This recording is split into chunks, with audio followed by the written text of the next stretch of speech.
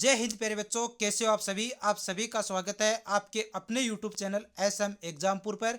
तो जो आज का जो वीडियो है प्यारे बच्चों, वो किस बारे में है कि आपका जो नॉर्मलाइज स्कोर होता है और जो परसेंटाइल स्कोर होता है उसके बारे में, कि आपके नॉर्मलाइज स्कोर कैसे निकालते हैं, परसेंटाइल स्कोर कैसे निकालते हैं, और मेरिट लिस्ट में इन दोनों का क्या रोल रहता है, सबसे ज़्यादा अहम रोल किसका रहता है।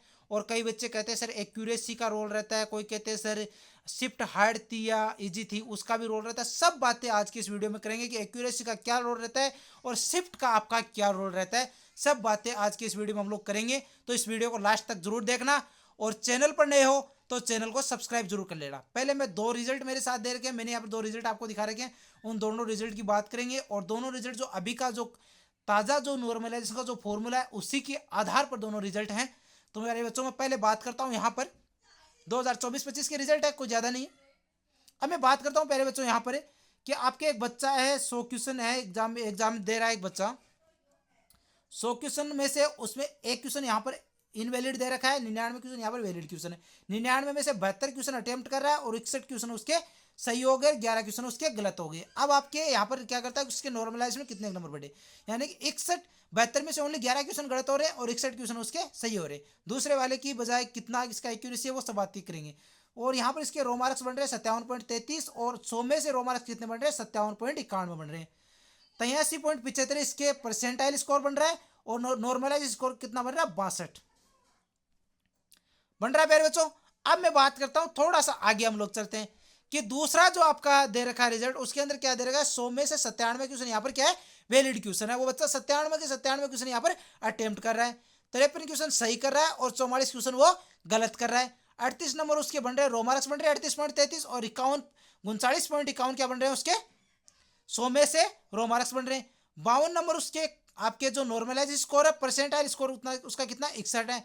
और CBT 2 के लिए क्या कर रहा है, वो क्वालिफाई कर रहा है। पहले वाला क्वालिफाई नहीं कर रहा है, परसेंटाइल स्कोर उसका 83 है, इसका कितना 61 है। अब नॉर्मलाइजेशन स्कोर का कितना क्या रोल है, नॉर्मलाइजेशन स्कोर इस बच्चे के पहले वाले की एक्यूरेसी दूसरे वाले की बजाय ज्यादा है, फिर भी उसके नॉर्मलाइजेशन के अंदर ओनली 5 नंबर इंक्रीज हो रहे। कितने नंबर हो रहे, 5 नंबर इसको इंक्रीज हो रहे। दूसरे वाले की अगर बात की जाए प्यारे बच्चों, दोनों RRB के रेलवे के रिजल्ट है दोनों, और पहले वाले की बात की जाए तो पहले के 5 नंबर इंक्रीज हो रहे, दूसरे वाले की बात की जाए तो देख लो 39 से 61 कितने हो रहे, लगभग 39 से 52, 39 से आप लोग 52 देख लो, लगभग 13 नंबर यहाँ पर इंक्रीज हो रहे हैं। नॉर्मलाइज एक के 13 नंबर इंक्रीज हो रहे हैं, एक के ओनली 5 नंबर इंक्रीज हो रहे हैं। तो एक्यूरेसी का बात की जाए तो एक्यूरेसी का यहाँ पर नॉर्मलाइजेशन में कोई रोल नहीं है, रोल है पर कितना रोल है वो सब मैं आपको डिटेल से बताऊंगा। बात की जाए परसेंटाइल ज़्यादा होने पर आप क्वालिफाई करते हो, या फिर परसेंटाइल कम होने में यहाँ पर कम परसेंटाइल वाला क्वालिफाई कर रहा है, यहाँ पर ज़्यादा परसेंटाइल वाला भी क्वालिफाई नहीं कर रहा। आप कह रहे हो सर ये और कोई रिजल्ट नहीं, दोनों RRB के रिजल्ट है प्यारे बच्चों, देख सकते हो आप RRB के दोनों रिजल्ट RRB के हैं। और कट ऑफ भी इस बार ज़्यादा जा रही, फिर भी किस तरीके से क्या रोल है वो सब बातें हम लोग इसके अंदर वीडियो के अंदर जरूर करेंगे, पर इसके लिए आपको वीडियो को पूरा देखना पड़ेगा और चैनल पर नए हो तो चैनल को सब्सक्राइब जरूर करना पड़ेगा। अब मेरे पास एक रिजल्ट हो रहा है यहाँ पर, 100 वैलिड क्वेश्चन है, बच्चा 100 क्वेश्चनों में से 93 क्वेश्चन अटेम्प्ट कर रहा है, 84 क्वेश्चन उसके सही हो रहे हैं, 9 क्वेश्चन उसके गलत हो रहे हैं। क्वेश्चन अच्छे खासे अटेम्प्ट कर रहा है और उसके रो मार्क्स 81 बन रहे हैं, और 100 में से भी रो मार्क्स कितने बन रहे हैं, 81 बन रहे हैं। परसेंटाइल स्कोर का क्या है, 100 बन रहा है, परसेंटाइल स्कोर उसका 100 बन रहा है। और नॉर्मलाइज स्कोर का कितना बन रहा है, 84.66 ये हो गया आपका। अब मैं बात करूंगा कि आपका परसेंटाइल स्कोर किस तरीके से बनता है, नॉर्मलाइज स्कोर किस तरीके से मिलता है, किसका रोल ज्यादा रहता है, वो बातें हम लोग इसके अंदर डिटेल से करेंगे। तो पहले बच्चों अब हम लोग आगे बढ़ते हैं, पहले परसेंटाइल स्कोर की बात करूंगा, क्योंकि जो नॉर्मलाइजेशन स्कोर से एग्जाम की जो मेरिट लिस्ट बनती है वो क्या होता है, परसेंटाइल स्कोर से आपका नॉर्मलाइजेशन स्कोर आपका निकलता है। परसेंटाइल स्कोर का बहुत बड़ा रोल रहता है नॉर्मलाइज स्कोर निकालने में, और नॉर्मलाइजेशन के आधार पर कट ऑफ आपकी निकलती है। कुछ बच्चे कहते हैं कि सर नॉर्मलाइज स्कोर का कोई रोल नहीं रहता, कट ऑफ में नॉर्मलाइज स्कोर का बहुत बड़ा रोल रहता है। तो मैं यहाँ पर बात करता हूँ परसेंटाइल स्कोर की। परसेंटाइल स्कोर में कुछ ज़्यादा कुछ नहीं है, कि जो बच्चे एग्जाम के अंदर जो आपके जो नंबर बन रहे हैं, कि किसी बच्चे का अगर परसेंटाइल स्कोर निकालना है तो उस बच्चे के जो नंबर बन रहे हैं उसके नंबर और उसके कम आने वाले बच्चों उससे, यानी किसी बच्चे के अगर 100 में से 60 नंबर बन रहे हैं तो 60 नंबर आने वाले बच्चे और 60 से कम नंबर आने वाले बच्चों की संख्या और उस एग्जाम में बैठने वाले बच्चों की संख्या, तो जितने बच्चे उसके बराबर या उससे कम नंबर ला रहे हैं उन बच्चों की संख्या, उनमें डिवाइड कितना करना है, जो बच्चे उस एग्जाम में उस शिफ्ट के अंदर जो बैठ रहे हैं उनका, और फिर इसको क्या करना है, 100 से मल्टीप्लाई करना है। ये आपका हो गया परसेंटाइल स्कोर।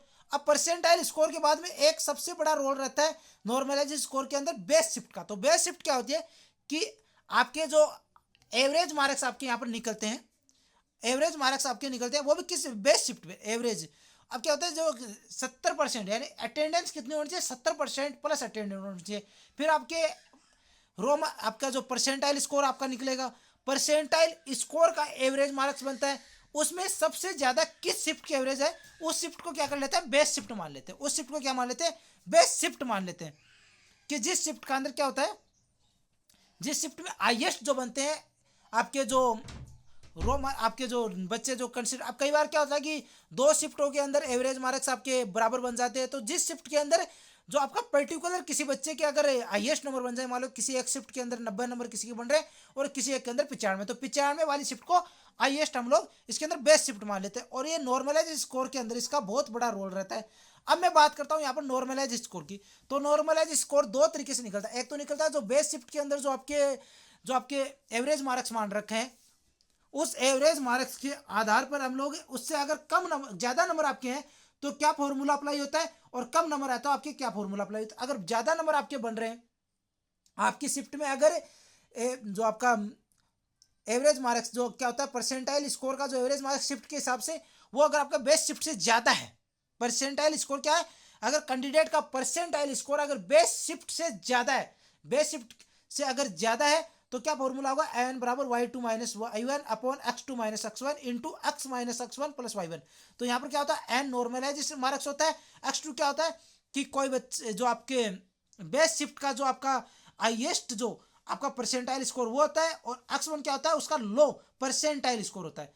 अब उसके करस्पॉन्डिंग उस बेस्ट शिफ्ट के आधार पर आपके जो बन रहे हैं कि आपके जो हाईएस्ट के आधार पर आपके कितने नंबर आपके बन रहे हैं, वो होता है y2, और y1 क्या होता है कि जो आपके जो नंबर है वो लो मार्क्स से कितने, बेस्ट शिफ्ट के जो लो मार्क्स है उससे आपके कितने नंबर आपके ज़्यादा है कम है उसके आधार पर।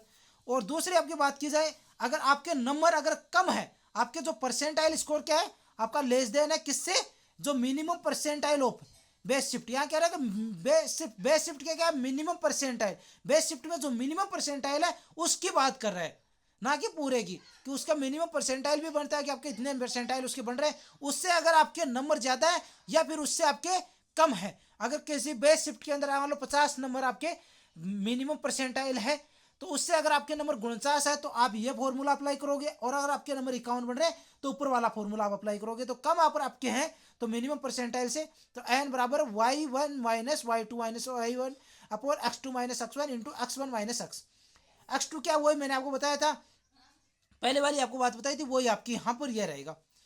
अब मैं यहाँ पर बात करता हूँ कि नॉर्मलाइज मार्क आपका निकल जाता है, और जो कट ऑफ जाती है प्यारे बच्चों वो किसके आधार पर जाती है, वो नॉर्मलाइज आधार के परसेंटाइल स्कोर तो आपके इस तरीके से निकालते हैं कि आपके कितने बच्चों के आपके बराबर नंबर बन रहे हैं, कितने बच्चों के आपसे कम नंबर बन रहे हैं, फिर कितने बच्चे शिफ्ट में बैठ रहे हैं। तो वो तो एक शिफ्ट का परसेंटाइल स्कोर निकलता है, शिफ्ट का परसेंटाइल स्कोर निकलता है, शिफ्ट से बेस शिफ्ट निकालते हैं, और फिर बेस शिफ्ट से नॉर्मलाइज शिफ्ट निकालते हैं। एक्यूरेसी का भी शुल्क में रोल रहता है, पर ज्यादा रोल इसका एक्यूरेसी का नहीं रहता है, क्योंकि मैंने आपको दिखा दिया कि एक्यूरेसी से कट ऑफ।